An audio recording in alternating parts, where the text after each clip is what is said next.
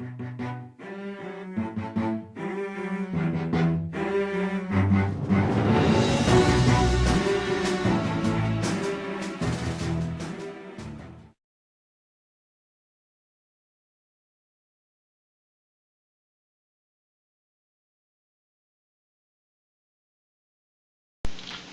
YouTube, welcome to the 5th basic Java programming tutorial. In this tutorial, I'll be showing you how you can get user input into your application. Now, what user input pretty much is that you allow a person who uses your application to enter some sort of like custom data, and then it allows your application to do something with that so that it's unique for every user who uses it.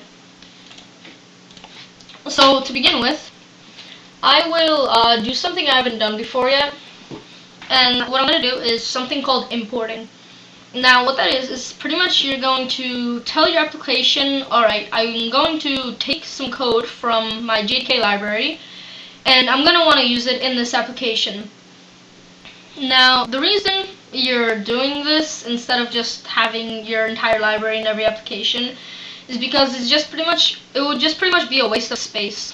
I mean, if you were to have a library in every single application, there's no possible way you could use all of those all that code in that application, and no matter how small your application is, the library would still be, far larger than that application. It would just be taking up so much space that, well, it would just render your application useless.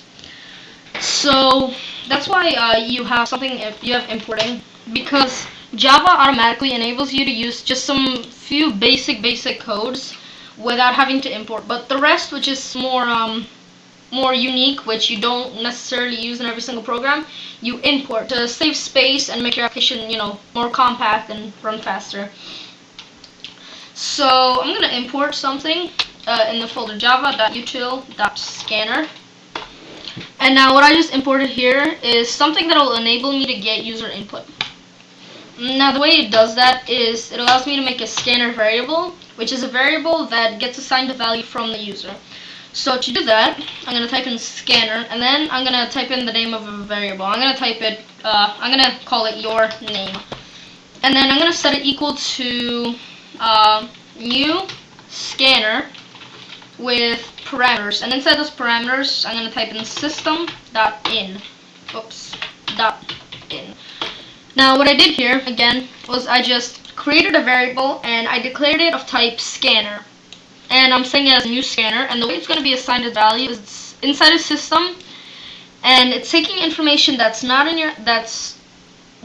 included in your application, and it's taking it from outside and bringing it in. That's why you write that. Now, scanner is pretty much just like a temporary variable, and it gets assigned a value by the user the first chance your program does nothing. So the first chance your user can write something, that's when it's going to happen, right after this is declared. So to let our user know what they're going to do, we're just going to print something out into the screen. Whoops. That out. Print. There we go. And just say enter your name here.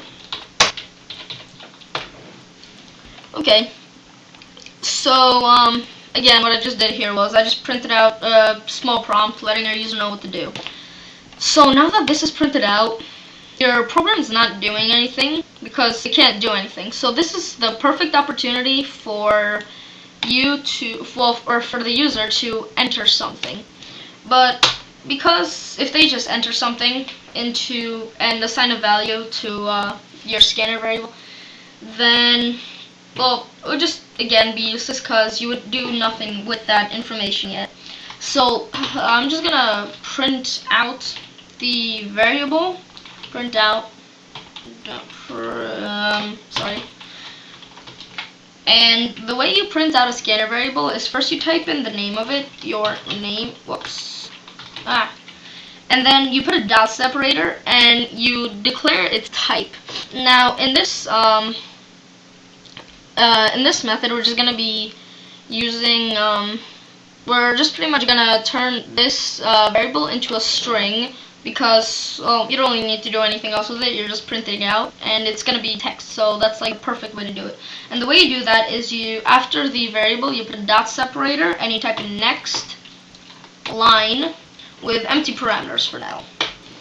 So again, before I run this, just as a small recap, you create the variable, it's waiting for the next opportunity to be declared a value, and that's going to come right after this, because it can't really do this line of code yet without knowing the value of your name. So it's stuck right in between these two lines of code. And then when it's assigned a value, it can proceed on to the next line knowing that your name has a value. So if I run this, okay, I'm just going to type in my name, and there you go, it just prints it out, because that's all we really did. So again, just as a recap, you create the variable, you give your user a prompt. Now it's going to wait because it can't do the next line, so that's when your user is going to input their data, and then you pretty much can just print out your name as a string, and now it's going to be saved as a string for further use whenever you, if you were to go on with this application, it would now be a string variable because of this dot separator and next line, because that's how you turn a temporary scanner variable into a string. So thank you for watching, and be sure to rate, comment, and subscribe. Thank you.